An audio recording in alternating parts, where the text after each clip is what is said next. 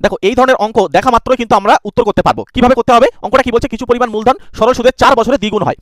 বলছে কত বছরে তা সুদে মূলে 8 গুণ হবে। এই যে 8 গুণ হবে এটা জিজ্ঞাসা করছে। তুমি একটা কাজ করো, ওই 8 থেকে একটা 1 কমিয়ে দাও। ভালো করে শোনো। আর আগে আমাদেরকে কি বলছে? দ্বিগুণ। এই 2 থেকে একটা 1 কমিয়ে দাও, সেটাকে নিচেই পাঠিয়ে দাও। এবার বলছে আগে কি বলছিল?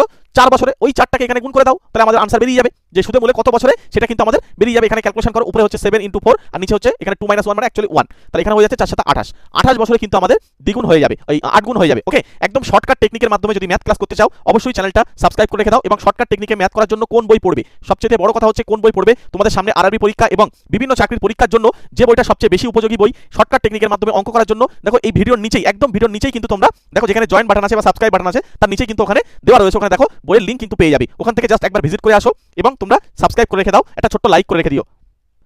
এবার দেখো তোমরা একটু দাঁড়াও, এখন এই অঙ্কটা তোমাদেরকে HW দেবো, ঠিক আছে? তোমরা এটার উত্তর আমাকে একটু কমেন্ট করে জানাবে, ঠিক আছে? একটু কমেন্ট বক্সে আমাকে জানিয়ে দাও এটার উত্তর কি হবে। প্রত্যেকে কমেন্ট করো এটার উত্তর কি হবে। ওকে, থ্যাংক ইউ।